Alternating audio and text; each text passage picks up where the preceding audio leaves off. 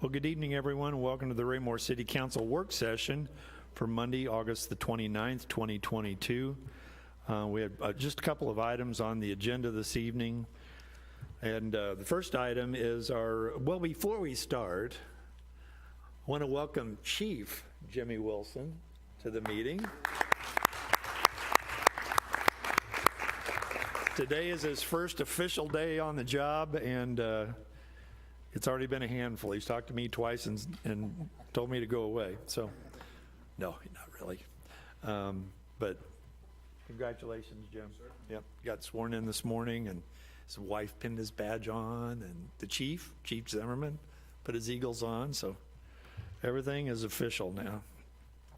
So here we are tonight for the joint meeting with the Raymore Arts Commission. And unfortunately, Melissa can't be with us this evening. She's out of town accepting the award for our park, and along with Nathan. And so I'd like to go ahead and introduce the chair of the Arts Commission, Lauren Jones. Lauren has been doing that for a couple of years now. And Lauren, you want to introduce your team? Absolutely. This is the Dream Team. I have my vice chair here to the left of me, Bob Berry. We have Miss Pat Setzer sitting next to Mr. Barrington. We have Cole Young, Miss Jessica Berry. Randy can't be here with us. And then we have our new kid on the block, Mr. Wesley Anderson. So this is the Dream Team. Before we get into your report, I'll go ahead and start around room for our introductions. And Jay, you want to go ahead and start us off? And Jay Holman, City Council, Ward 3. Kevin Barber, City Council, Ward 3. John? John Barrington, City Council, Ward 4. Joe Burke, Council, Ward 2. Tabitha Forrester, City Council, Ward 2. Victoria Wills, City Council, Ward 1. Reginald Townsend, City Council, Ward 1. Thank you, everyone. Jonathan, you want to introduce yourself? Sure. Jonathan Zura, City Attorney. Ryan Murdoch, the Assistant City Manager. Jim Fairborn, City Manager. And I'm Chris Turnbow, the Mayor. And unfortunately tonight, Sonia Abdelgawad, Councilwoman for Ward 4, couldn't be with us. She's ill this evening. I think she's watching us live. I guess she just wanted to get iller. I don't know. So but she didn't have a voice tonight, so she couldn't even Zoom in with us. So hopefully she'll get to feeling better. So Lauren, as our annual joint meeting, are there any highlights you'd like to highlight for the council this evening, and then maybe open it up for discussion? Of course. The Dream Team has been hard at it. I think COVID brought a fun challenge to us to find ways to continue arts while we couldn't necessarily be in person. So, I mean, these guys and gals dug deep and just kind of continue to find ways for us to bring art to the community. We did the partnership with the Raypeck Chamber Choir. That was a fun little thing that we could do for them, and so that was a partnership that we did. Our public art is continuing to grow in multiple places. I know that Parks is actually going to pour the next pod for our next piece, and then we have our rotating art as well that these guys are working hard on. So we're busy with a lot of visual art for people to see. Our concert series is just growing, since we kind of brought that in last year. We fought a lot of weather this year, whether it was heat or whether it was storms coming in. We kind of dodged some bullets there, but we're able to put on a ton of fantastic concert series. Our stamp book is going well. It's very well received. Last year we were able to give out awards, which I think got more people wanting to do it because they didn't know that there was something at the end. So, we've got more people getting stamp books, attending events, which is great for us, but more importantly, it's great for the community. Summer Scenes, it grows every year. It gets bigger every year. This year was no exception to the rule. So we've continued to find more creative things to do. So I know that this year we've got our work cut out for us to make the next one bigger and better than this one was. Our vendors love it. We have vendors that want to come back year after year after year because the city is, welcome them with open arms. People are spending tons of money to make sure that they're supported. So we're continuing to grow. I'm just here as the face. These guys and gals do all the work. So, I mean, it's awesome to have everybody here. I'm excited to have Wes. Not only is he new to the commission, but he's also new to the community. So he just jumped in with 2 feet. So it's great to have people like that come into the community and want to hit the ground running. So, I'm excited to have Wes on. So I have no doubt he'll just fall right in line. Well, thank you, sir. And thank you all for your willingness to continue to serve. We really appreciate what the Arts Commission has accomplished over the last several years since it came into existence, and looking forward to a lot of great things to come from the group. So we're anxious to see what 2023 will bring, and I would open it up for discussion here. If anybody from the council has any statements or questions, yes.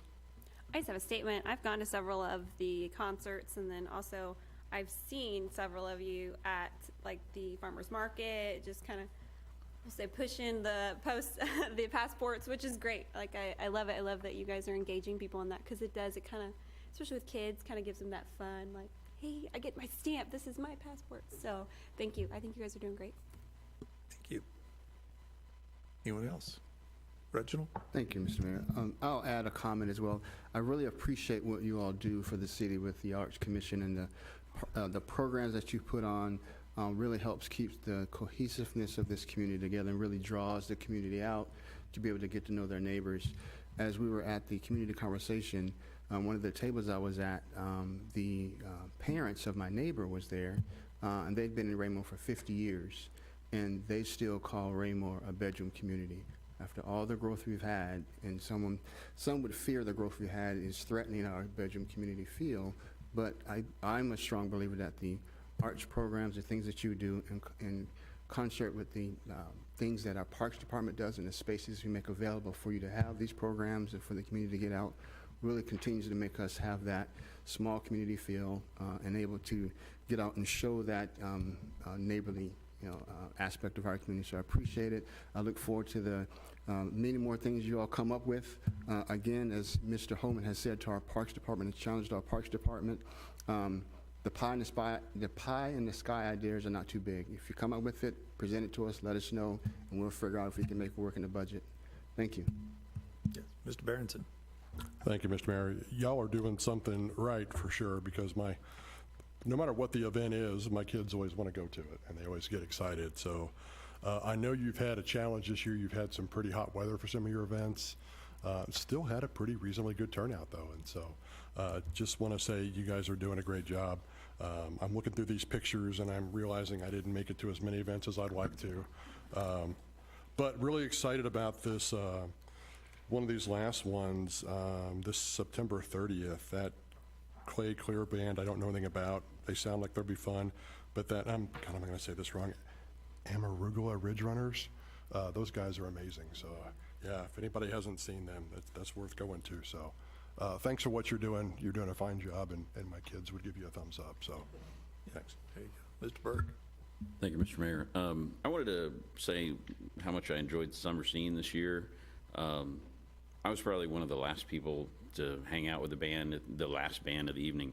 They were really good, and I feel bad that people didn't, get to hear more of them. But I really thought it was kind of cool. There were some unique vendors this year.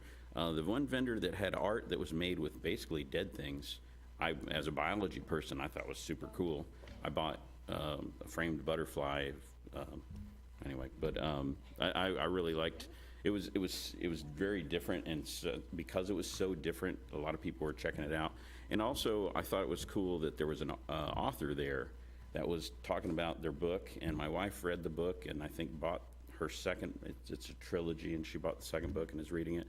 But sometimes I was just like, wow, an artist is here telling people about something that's online that you can't actually physically buy. And I was like, what a smart thing to do. But just the more creative stuff, I mean, that's what art's all about. So it was pretty cool. Thank you. Mr. Barber? Thank you, Your Honor. Yeah, I can remember when the Art Commission was just started. I was just getting on the city council. I think, Lauren, were you were close, though, right after that.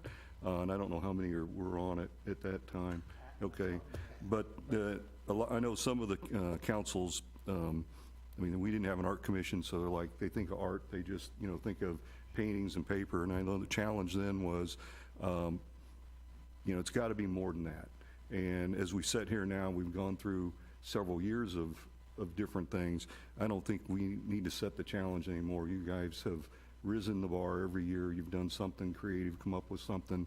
So I just want to just kind of get on the bandwagon, keep up the good work, keep pushing the envelope and getting some stuff. Mr. Moorhead's not here anymore. I think he wanted Crystal Gale, but I don't think we've seen her come to the city yet. But and the thing is, in the very beginning, we didn't have very many city amenities that worked well with any of the things that you're doing today. And this commission has taken advantage of all of that.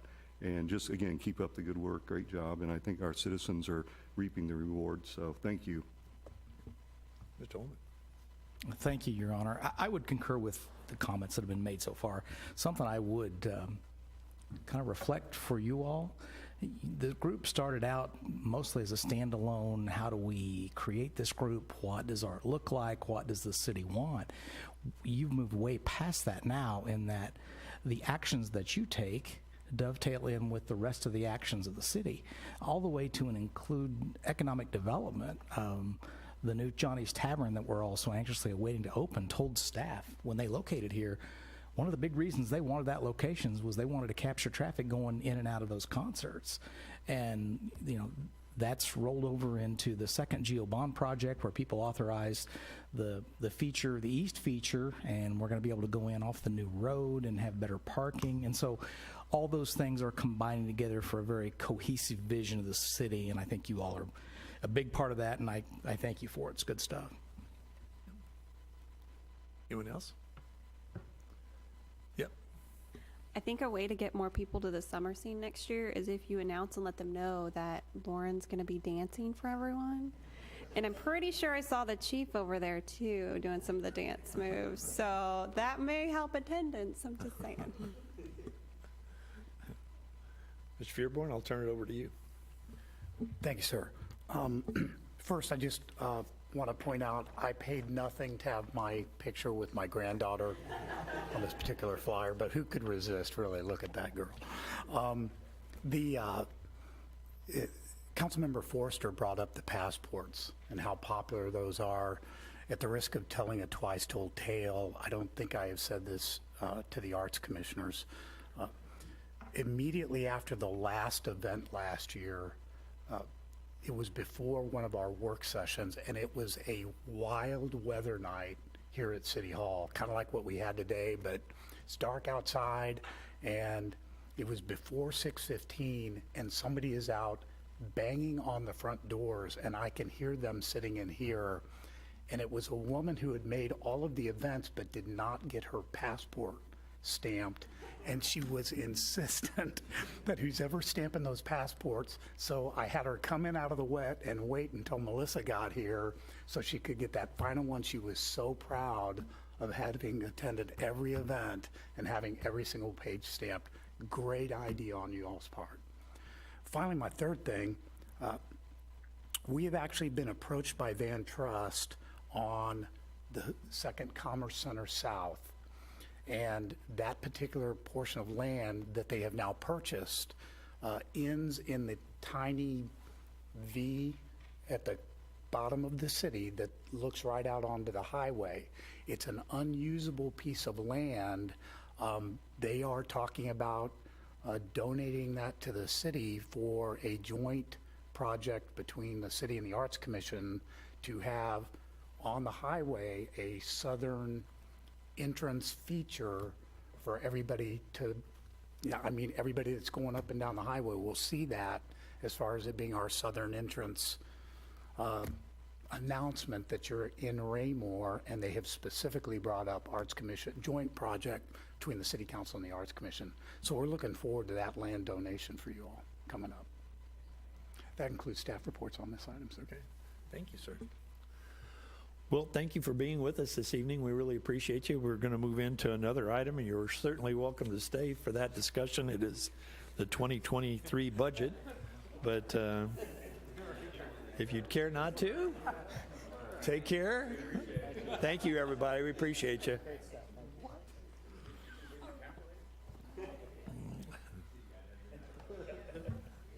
So the second item on our agenda this evening is the continuing talk and work session regarding the 2023 proposed budget, and I'll turn it back over to Mr. Fearborn. First, relative to the operating, normally the first work session immediately following the presentation of the budget at work session is dedicated to kind of a preliminary examination of that portion of the budget within the general fund that we refer to as available fund balance. Would like to preempt that with, you will remember during the budget presentation that I had with you all, we talked about revenues over expenses in the year.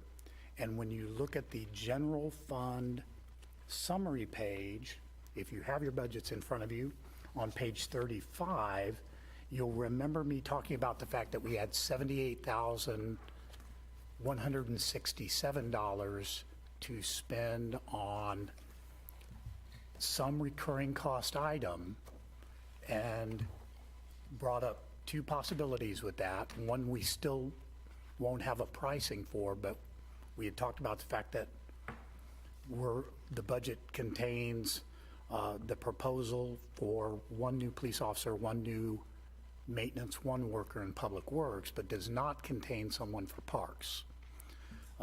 That money is still sitting there. When I made the presentation on the budget, I also indicated that we had budgeted a 5% increase across the board for all three of our insurances, vision, dental, and health. At this point in time, it is looking, we still don't have final numbers on that either, but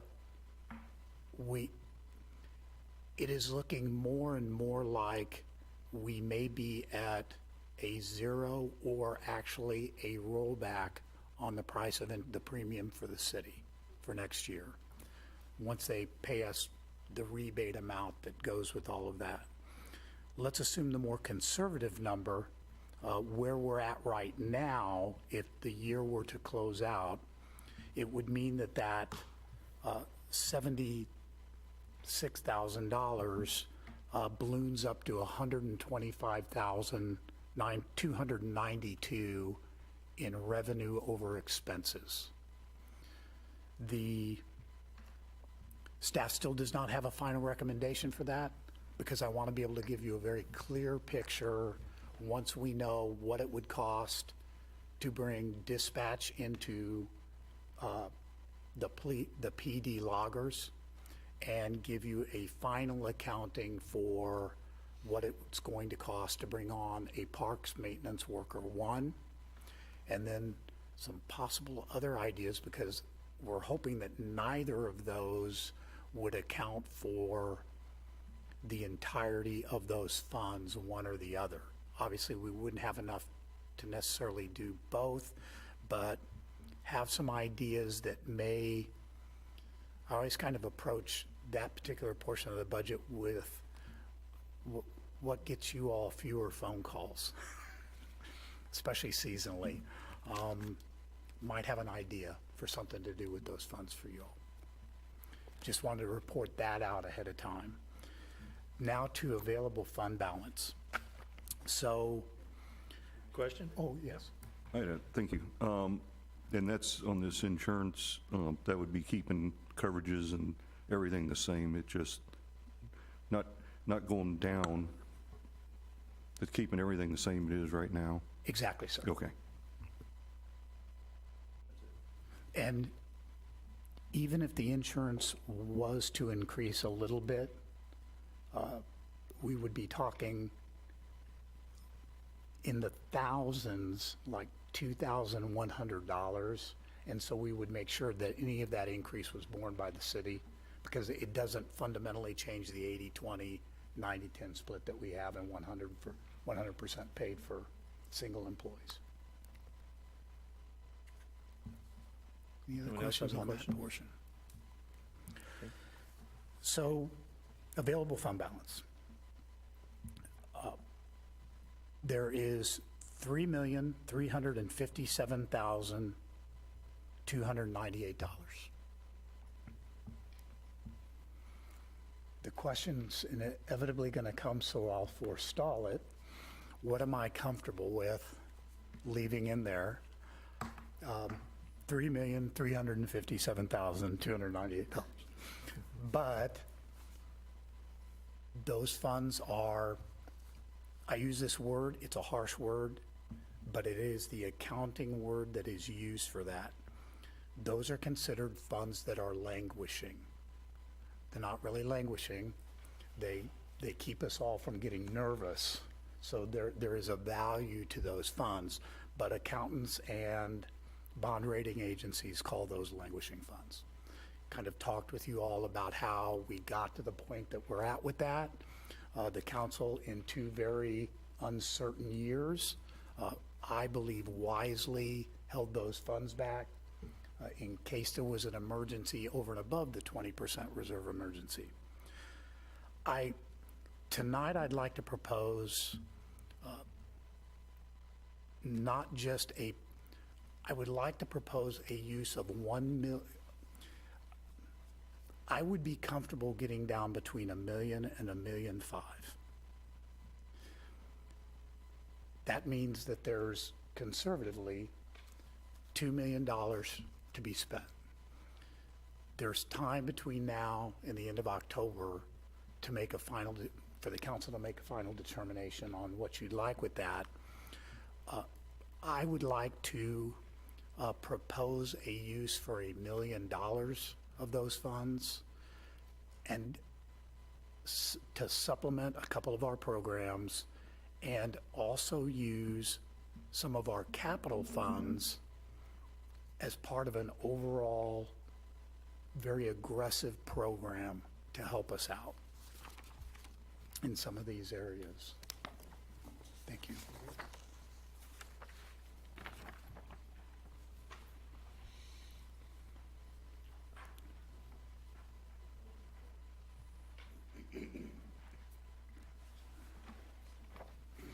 Thank you, sir. I would like to propose that the council approve moving $1 million of the $2 million available fund balance into the restricted revenue fund. And that each year in the next 5 years, 200,000 of that amount be transferred from the restricted revenue fund into the transportation fund. That amount then be supplemented in each of those 5 years by a $200,000 transfer from the capital sales tax fund into the transportation fund. That amount that added to those two $200,000 transfers, a $100,000 transfer in each of those 5 years, come from the excise tax fund into the transportation fund. So basically, $500,000 a year into the transportation fund, and that $500,000 be split evenly between supplementing the $800,000 that we have for street preservation with an additional $250,000, and supplementing the $600,000 that we spend, $400,000 out of transportation, $200,000 out of curb, or out of stormwater for the curb program. So the curb program would go from $600,000 in funding to $850,000 in funding. The total street preservation commitment over 5 years would be $1,250,000 additional dollars. Same thing with the curb maintenance program. Again, it's aggressive in that we're not just talking about available fund balance here, but having available fund balance be the cornerstone of utilizing our capital funds. And again, first question I would ask if I were you all is, how is this going to impact the capital sales tax fund and the excise tax fund?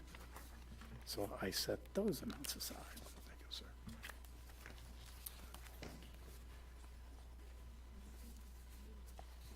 Did I give you enough, Ryan? Did I give you enough? Yeah, looks like it. Thank you, sir. So the capital improvement fund, which is by far, I'm sorry, sir.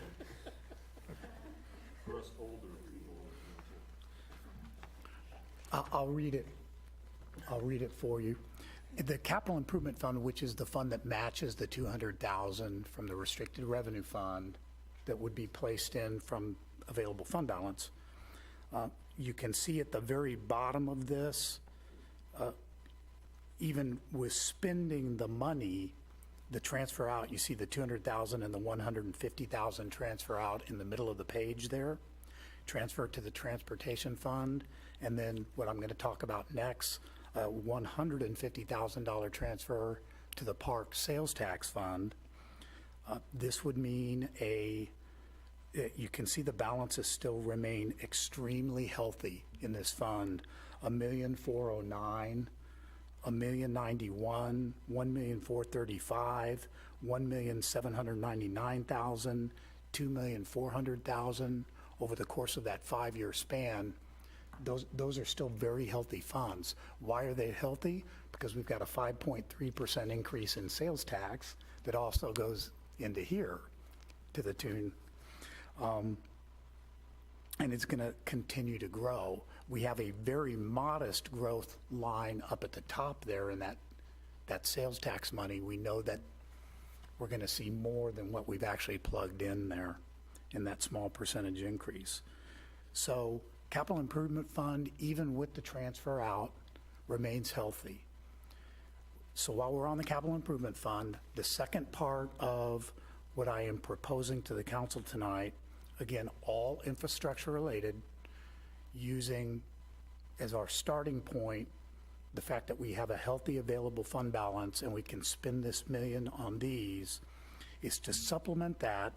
What we heard at the community conversation is of the four areas and the top 3 themes in each of those areas for basically 12 top 3 themes. 4 of the 12 involved maintenance of our existing trail system. So out of that same capital improvement sales tax fund, I would propose the use of $150,000 to be transferred to the sales tax fund. We have a number of trails in the city, and a number of those trails need regular maintenance. So Nathan has been talking, Mr. Crass has been talking with me for about a year, and they have devised a mechanism whereby the exact same rating system that is used for street preservation, which is an automated system in Public Works, they've actually revamped an entire segment of that so that the same as street pres, every 2 years we can evaluate the existing trails and rate them by segment. I would propose that that rating system be used and that the council think about my recommendation that $150,000 in each of the next 5 years comes out of the capital improvement sales tax and goes into the park sales tax exclusively to be used for trails maintenance for a total 5-year commitment of $750,000. That is, I will probably be returning to the council relative to, we have 2 bad sections that would be separate and apart from this 150,000.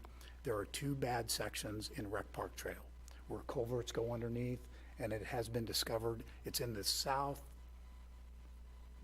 southwest quadrant of the main circle, not the extended circle, but the main circle. And with the culverts having collapsed under those and being clogged up, both of those segments go underwater. So I've asked Mr. Crass for a price to repair those 2 segments. Would probably be looking at the available fund, because that's going to be hefty. Would probably be looking at, to keep this program pristine, possibly having the council consider those that is a separate project from this maintenance project because it's kind of a construction project actually coming out. That concludes staff report on this item, sir. You've given us a lot to think about, that's for sure. I know we, go ahead, Kevin. Thank you, Your Honor. Mr. Fairborn, on the street preservation, that's 600,000. Is that what we budget now for that? Street preservation is 800,000 How long? and curbs is 600. 600,000. How long has those programs stayed at that number? It's been quite a few years, hasn't it? I know what street preservation was because Ryan Westcoat included it during budget. Right. We went from 600 to 800. Right. It was or my first year, 700 to 800. Yeah, 2015. I was going to say, it's probably been 6 years ago or better. So my comment is the time has come. Yeah, I agree, Kevin. Yep. Anyone else? Mr. Burke? As far as the trail, I did have somebody who regularly talks to me about the trail at Rec Park, and I was like, how do you like trail? And he was like, and I'm like, what about all the stuff we've done up here by the road? And he goes, well, back in the back corner. So he will be very happy to hear that we're continuing to improve it. Sure. And because I hadn't been back to the back corner in a while, I didn't know it was a situation. Yes, we have had a number of conversations with that same individual, sir.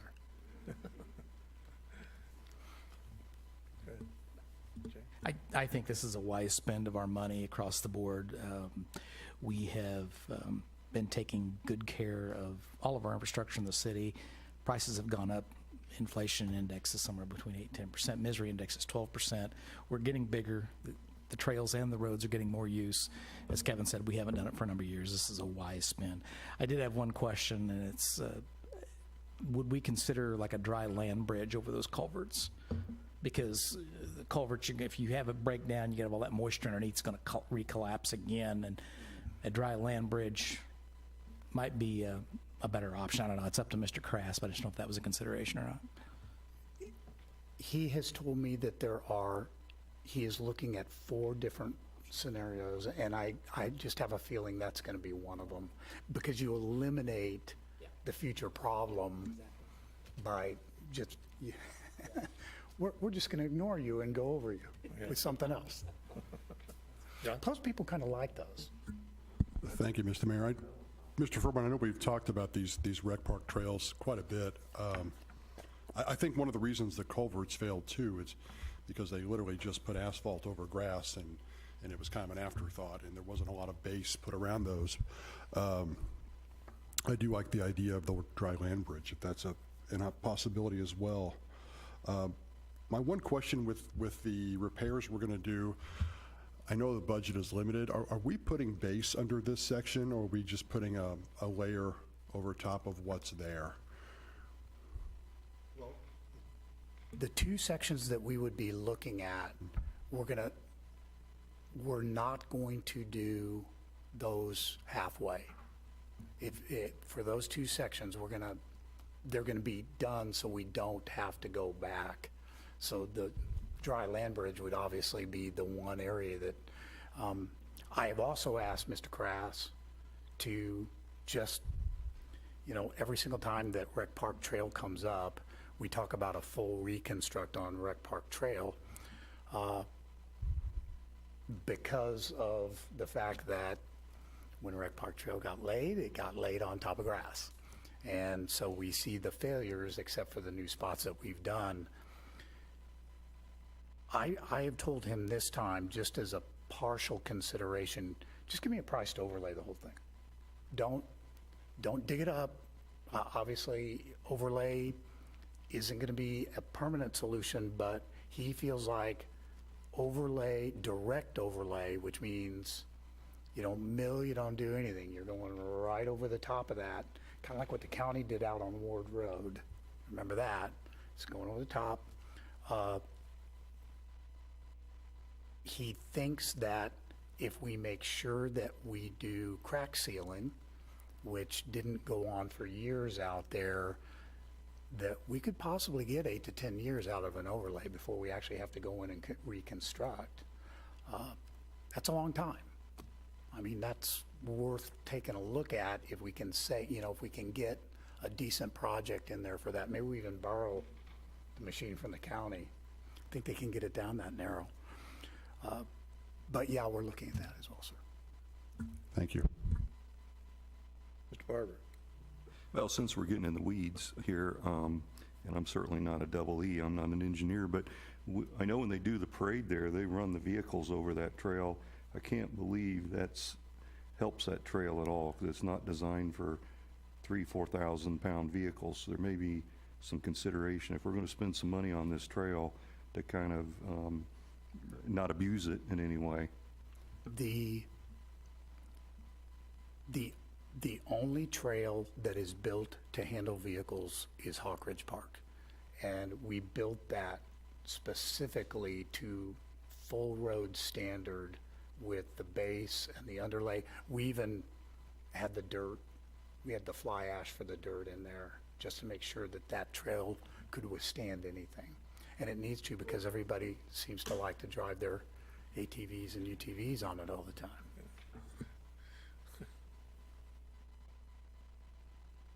Well, some more food for thought about the next work session, or until the next work session. If nobody has anything, do you have anything else? I actually do, sir. Okay.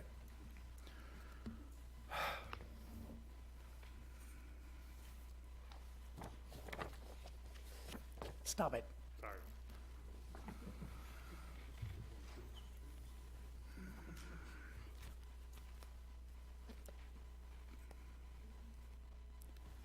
They're back.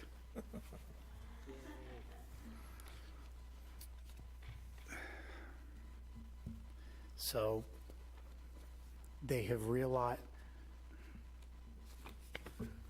I'll just take that, pass that there.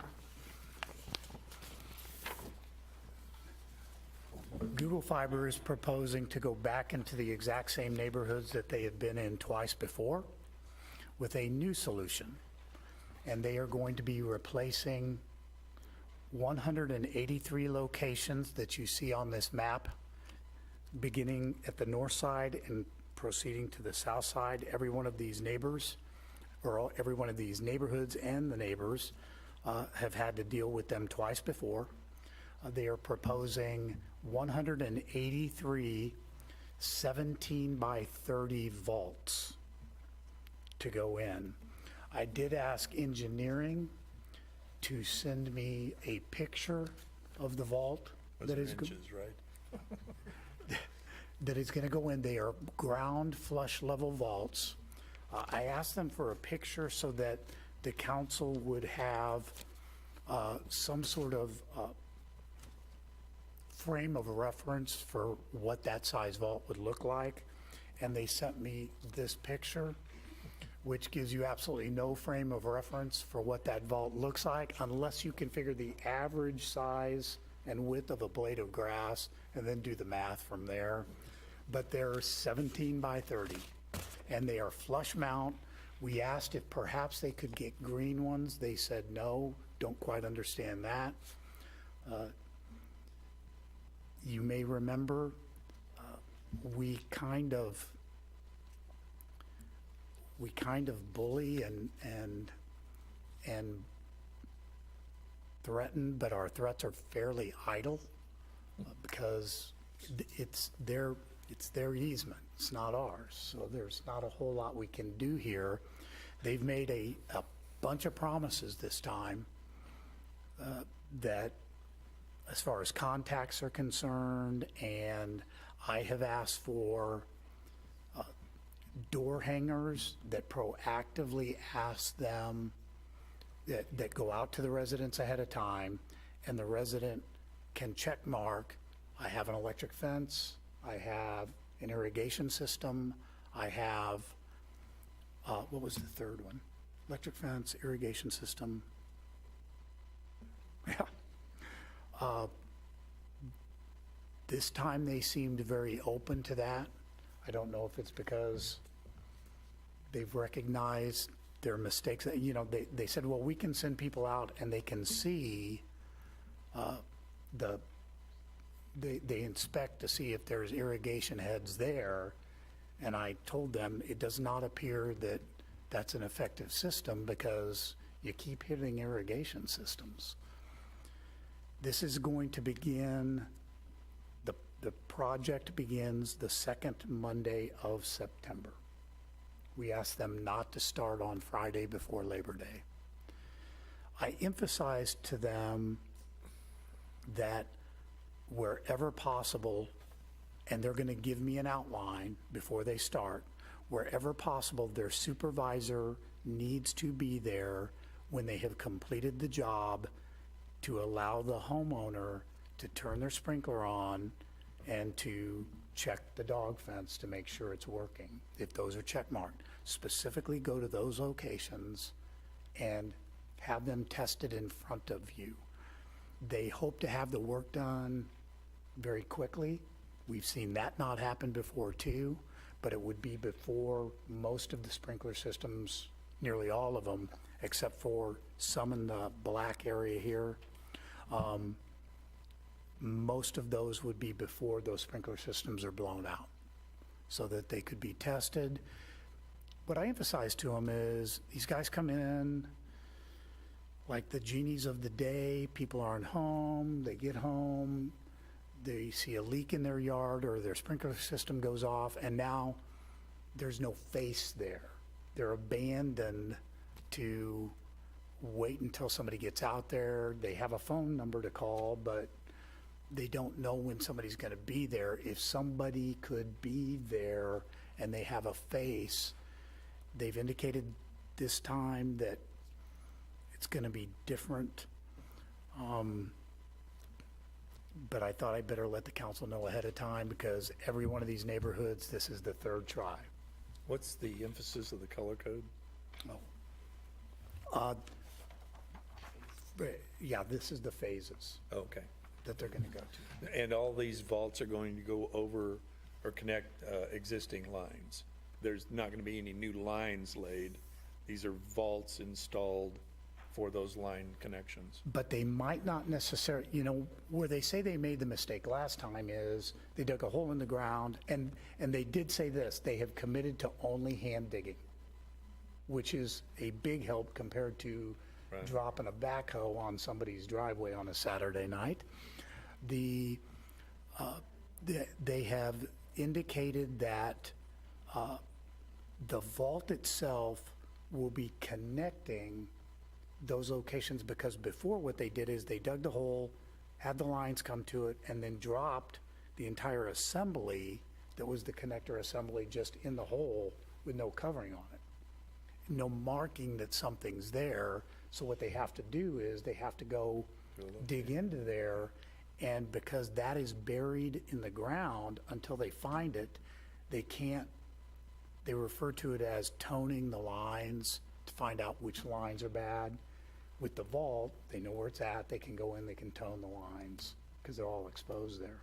They promise there'll be no trash in the vaults. We had some problems with that early on when they were doing the vault system, and again, we can bully them, we can't prevent it. Joe? I just turned it off. I have one of those in my yard, and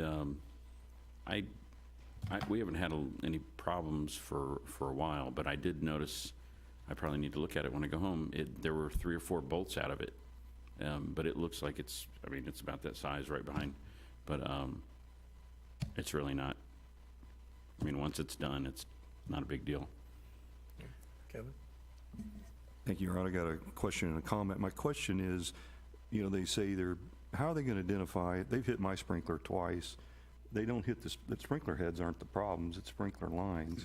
Mm-hmm. And if they continue to do this in the fall, you won't know that you have a problem until spring. That's a big issue. Number 2, as far as these utilities go, when does it stop?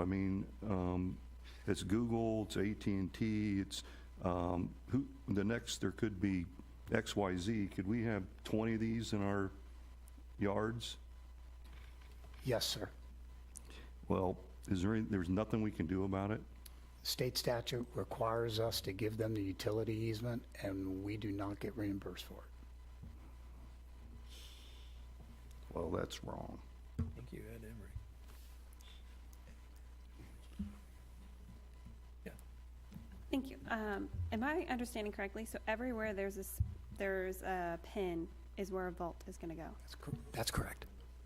and they're not digging more lines. It's just that one spot, but they need this many. That's correct. Okay.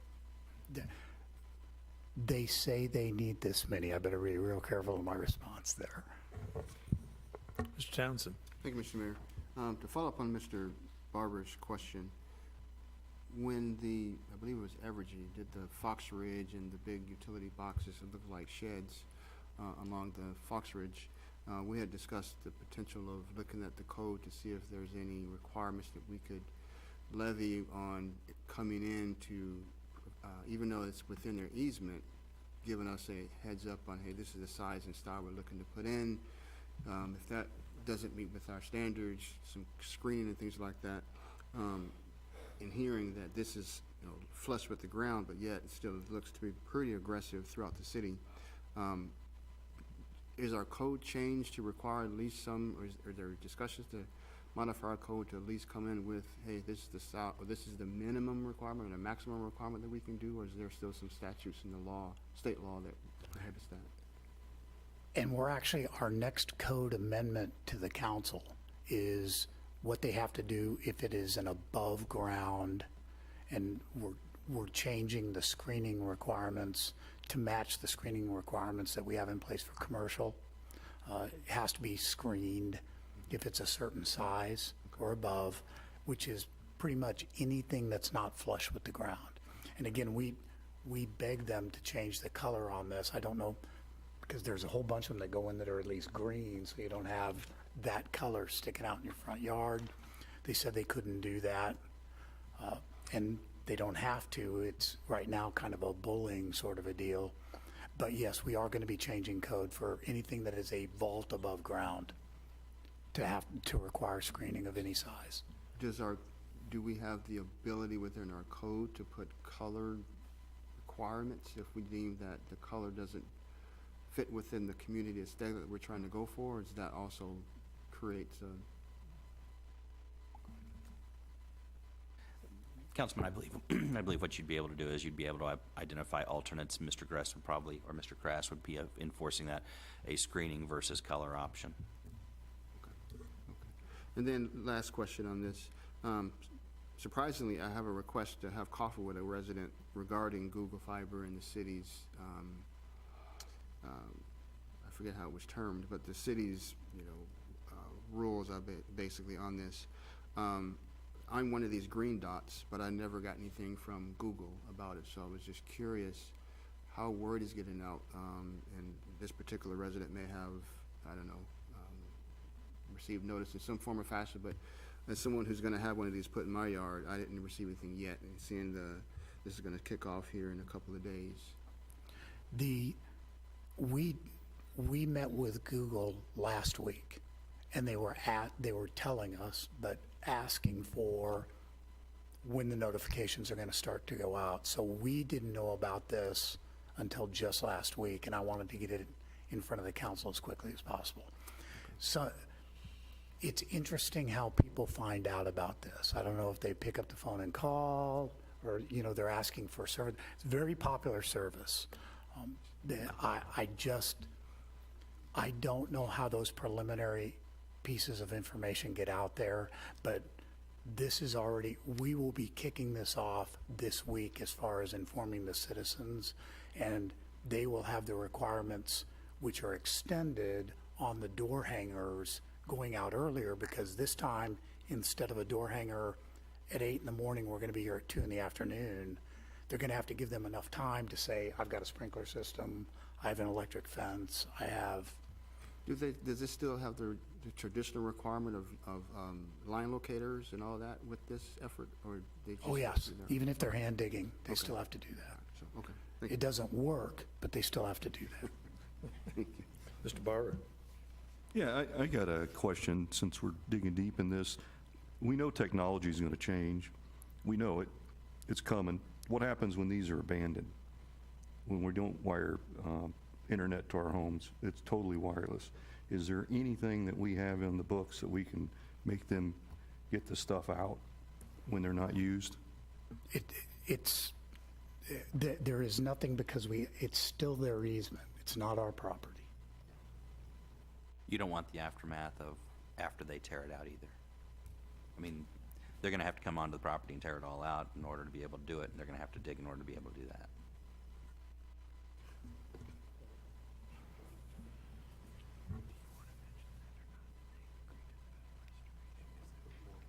Anybody else have anything? Yep. Thank you, sir.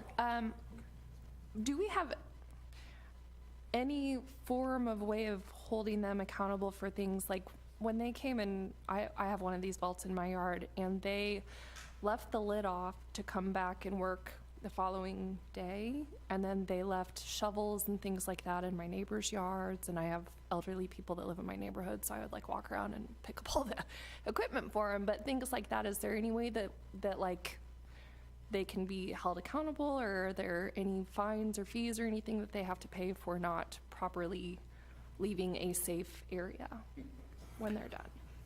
They would themselves be liable for not doing that. We are, I hate to say it, but they hold the cards on this. It's their property, not ours. And if they want to leave a Chevrolet on their property, now sometimes they go way out of bounds. And you also have to remember, Google can tell us and use high words all they want. They love to talk about getting together and breaking bread a lot. That's their favorite term. The bottom line is the relationship that we have to get as far as being able to bully and try to convince somebody on this is with their subcontractor who's actually out there doing the work for them, because I guarantee you there's nobody with a Google shirt on in your front yard. We know the two supervisors on this. They do a lot of work in the city. We've actually pulled them aside separately twice to beg them on things like restoration, overnights, because overnights are a big deal, to leave the area in a clean and, well, what's always referred to in the industry, a clean and workmanlike manner. Even if you're coming back the next day, we've had conversation after conversation with them on that. They have terminated several of their crews. I know that they were bringing in from Texas to do some of this. Mr. Crass and I last year worked around one of those crews for about an hour one Saturday night up in Creekmore. It was just awful. The area still isn't restored. So had all kinds of conversation with them on that. They have agreed to full restoration, a watering plan this time, because you can put all the seed you want down, but if you don't, Google has committed to paying them more, the subcontractor, to actually do a watering program for weeks afterwards in each of these spots, just going around to them. That'll help a little bit, but as they get later and later into the season, then you end up with those situations where they put one of these in, you don't want them to seed because the seed's not going to take, and it doesn't do any good to water it that late. So now something's sitting there not restored until the spring, and we're having to keep track of all of those so that we make sure that they do come out in the spring when we can do all of that. It's not a pleasant program for us. We wish they would, we hope that this will finally be getting this right, but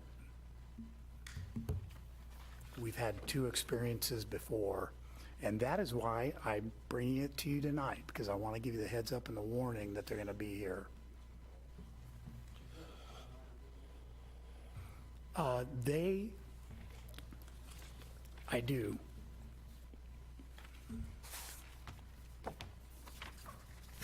Oop, excuse me.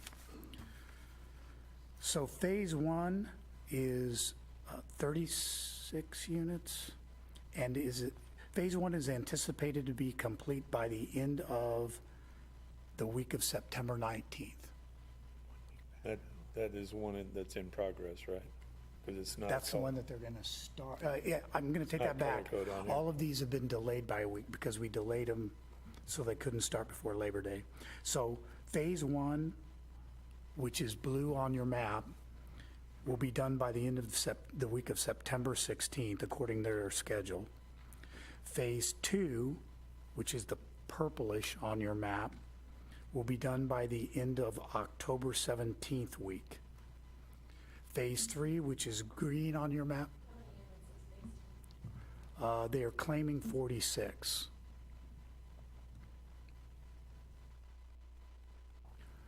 Phase 3, they are saying will be done by the end of November 7th, and that's 60 units. And Phase 4 will be done after a weather gauge on this, pause, by the end of, what would that be now? They have on, it's 1 week after the week of November 28th, so December 5th. That is the black. That's the fourth phase, and 53 units.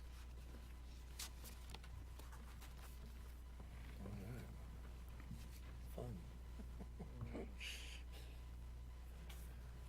Oh, God. Anything else? No, I think that covers it, sir. All right. Anybody else have anything they'd like to bring up this time for the work session? We thought we might have an executive session tonight on an update, but there were some complications on the issue, so that'll be for a later date. So we'll have anything tonight, so no executive session. We'll stand adjourned. Thank you.